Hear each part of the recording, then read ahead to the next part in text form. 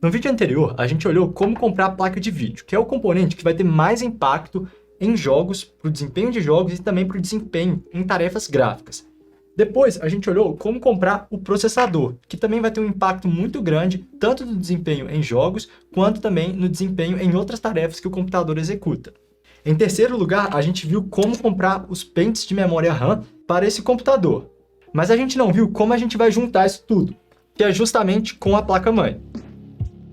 A placa-mãe vai fazer a comunicação do processador com a memória RAM, com o armazenamento, por exemplo, um SSD desse tipo, e a placa de vídeo.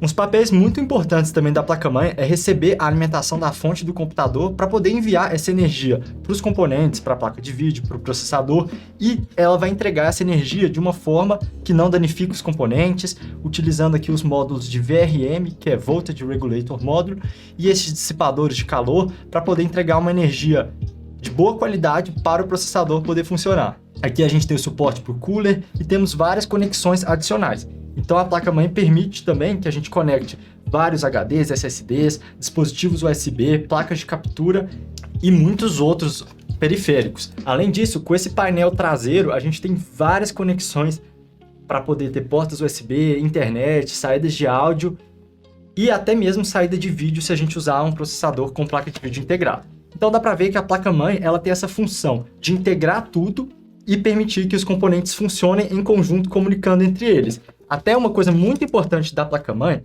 é este componente que está aqui embaixo, que é o chipset. A gente vai falar disso mais nesse vídeo, mas o chipset é aquilo que vai efetivamente permitir essa comunicação, fazer os processamentos como se fosse um mini processador aqui, para permitir que isso tudo funcione em harmonia.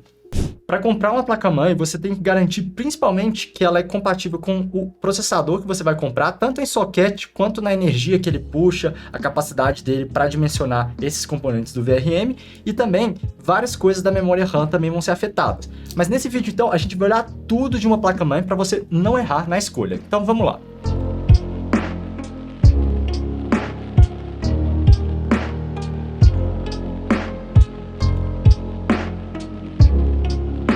Pessoal, no inglês a gente chama placa-mãe de motherboard, então pode ser que você veja esse termo por aí. E uma simplificação que o pessoal usa é MOBO. Já fica aí a sigla que é utilizada para você também quando estiver consultando na internet.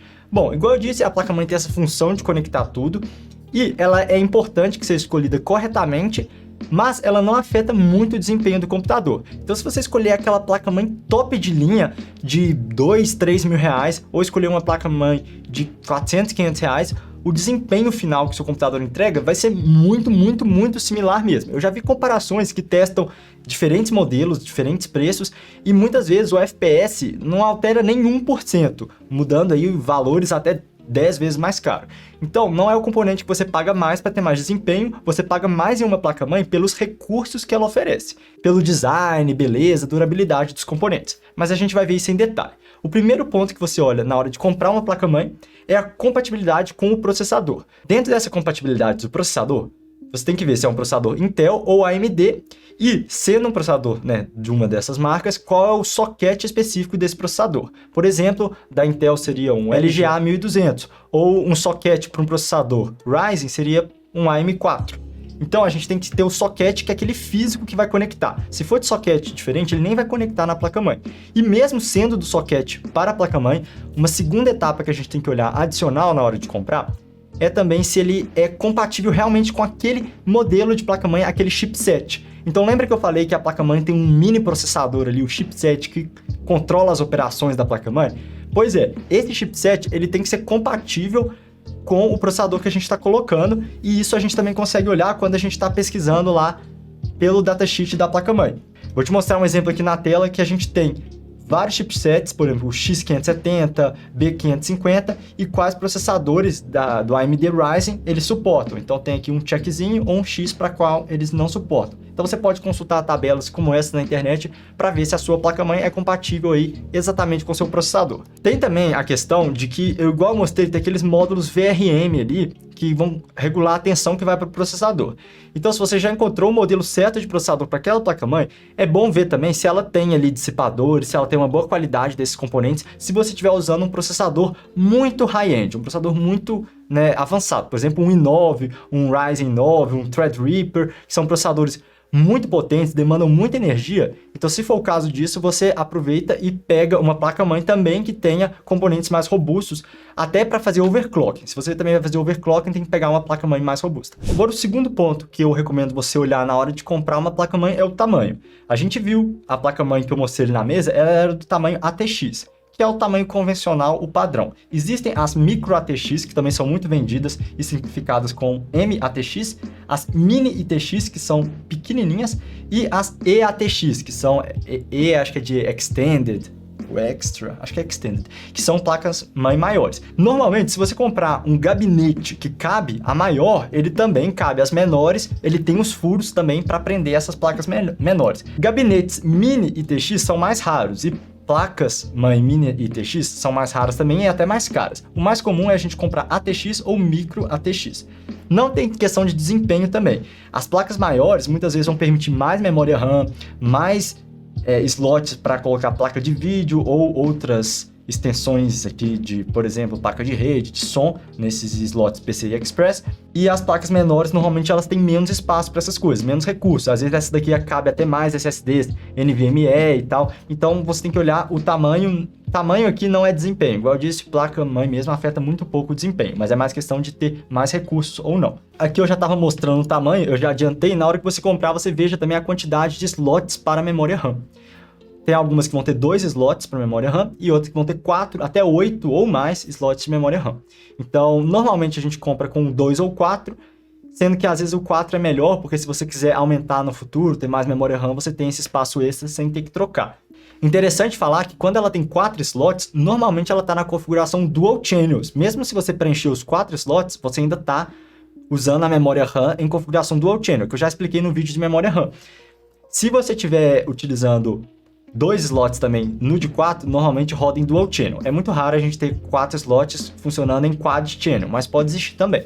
Além da gente olhar a quantidade de slots da placa-mãe, a gente deve olhar também qual que é a máxima memória RAM suportada, a máxima frequência de memória RAM suportada e também algumas outras características a mais da memória RAM, por exemplo, quantidade de ranks, suporte para SSC. Se você for no datasheet da placa-mãe que você está querendo comprar, ou até na descrição do produto, muitas vezes você encontra informações tipo essa daqui que estão na tela. Por exemplo, essa placa-mãe suporta 2 pentes DDR4 do tipo DIMM, até 64 GB de memória na configuração Dual Channel, suporte para DDR4 3600 MHz seria a frequência máxima em modo de overclock. Claro que isso vai depender do processador também, essa frequência aqui, para você atingir ela, e da sua memória RAM, mas é só o que a placa-mãe suportaria ao máximo aqui.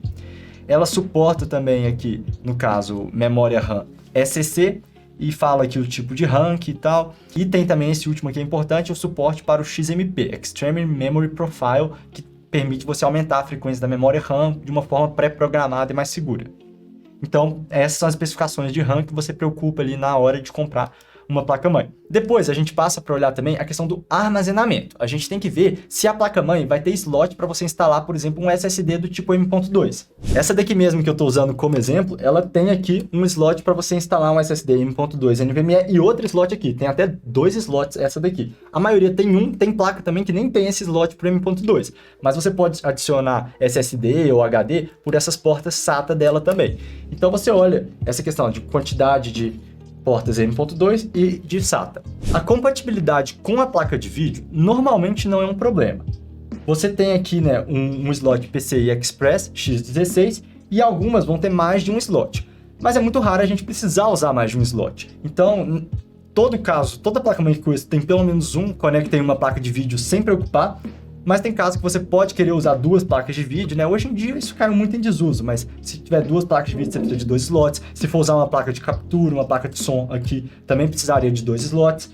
Então, tem casos que você pode olhar. Às vezes tem um que é X16 e o outro que é X4, que é o menor aqui embaixo.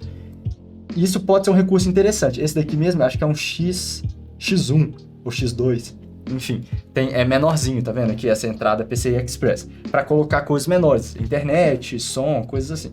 Na hora de você comprar uma placa-mãe também, a questão do chipset vai determinar o que ela é capaz de fazer em recursos também. E aí você vê os chipsets mais de entrada, por exemplo, chipsets que começam com A, com B, são os chipsets mais de entrada. E a gente tem os chipsets mais avançados, com mais recursos, que são, por exemplo, aqueles que começam com X, com Z, que são os chipsets próprios para um overclocking, que são placas mais robustas mesmo. Olha, aqui eu tenho até uma tabela no computador com vários chipsets e, por exemplo, o número de portas USB máximo suportado, número máximo de portas SATAs, PCI Express, a geração. Isso que eu falei do PCI Express também para conectar a placa de vídeo, hoje em dia a maioria é 3.0, mas já tem placa de vídeo como a 3080, a RTX 3080, que pode ser utilizada no modo 4.0 também. Então, se você tiver um slot desse aqui para 4.0, melhor. E aqui fala também, ó, se permite o overclock. Se você comprar uma placa muito baratinha, por exemplo, uma A520, né, começa com A aí, modelo simples, você coloca um processador que pode fazer overclocking, mas nessa placa-mãe ela pode não permitir. Enquanto se você comprar um chipset mais avançado, ele vai permitir que você aumente a frequência aí dos componentes. Além disso tudo que eu já falei aqui, da gente olhar esses componentes principais, tem muitas coisas secundárias também. Por exemplo, quantas portas que tem aqui de cada tipo, se tem mais USB. Olha, essa daqui mesmo, recheada de USB, ó, tem 4 USBs de terceira geração e 4 de segunda geração. Tem várias entradas de som, então essa daqui tem coisas melhores para som. Tem placas mais simples que não vão ter isso tudo. Até a qualidade dos capacitores usados para questão do áudio vão impactar nisso. Se é uma pessoa que importa muito com áudio, pode querer olhar esse recurso numa placa-mãe. E tem uma coisa que é importante também. Repara aqui que não tem nenhuma antena e a gente tem só uma entrada para internet, Ethernet, né? O cabo mesmo de internet para conectar no computador. Se você quiser Wi-Fi aqui, você teria que usar um adaptador para conectar o Wi-Fi por USB, não teria como direto nessa placa. Tem algumas placas que oferecem já esse recurso do Wi-Fi. E aí ela mesmo já vem saindo umas antenas aqui para ter Wi-Fi e tem a opção também de você conectar uma placa de Wi-Fi nessas entradas PCI Express aqui também. Mesma coisa do Wi-Fi para o Bluetooth também. A maioria não tem, mas você pode ou adicionar ou comprar uma placa-mãe mais cara que tem. Isso de Wi-Fi e Bluetooth, eu acho que vale a pena adicionar depois mesmo. As placas que vêm com isso costumam ser muito mais caras. Por exemplo, uma placa 100 é R$700, uma com é R$1.500. Às vezes não vale a pena pagar essa diferença toda. E aí, por último, os últimos detalhes aí na compra, você tem que ver a qualidade dos componentes. E aí isso é mais com review ou conhecendo se é uma marca boa mesmo que faz a placa-mãe. E até a BIOS, né, que você acessa ali do seu computador para poder fazer as configurações da placa-mãe. Ela pode ser uma BIOS mais fácil de mexer, mais intuitiva, ou pode ser uma BIOS difícil de configurar. Então até isso pode levar aí a sua decisão por um modelo ou outro. A BIOS costuma variar muito da marca da placa-mãe. Então, por exemplo, uma MSI vai ter uma BIOS de um tipo, uma Aorus da Gigabyte vai ter uma BIOS de outra maneira. Então até isso você pode considerar na hora de comprar. Eu resolvi fazer essa sessão para tirar as dúvidas comuns e eu acho que vai te ajudar a entender um pouco mais se ficou alguma dúvida ao longo do vídeo. A primeira delas é, tem problema eu economizar o máximo na placa-mãe e comprar a mais barata? E a resposta é não. Não tem problema você comprar a placa-mãe mais barata possível para aquele processador, desde que ela tenha os recursos que você quer. Então você abre o site lá, por exemplo, eu vou abrir aqui o site com vocês agora. A520 Asus.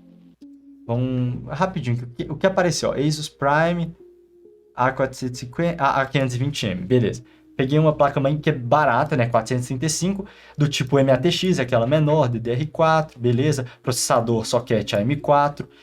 Aí, se o seu processador for compatível com ela, olha, percebe que os módulos VRM dela não tem dissipação de calor, então não é para colocar um processador muito avançado. Mas se o seu processador for, por exemplo, um Ryzen 5, compatível com esse modelo aqui, quer ver, vamos ver aqui, AM4, terceira geração Ryzen 5 3600.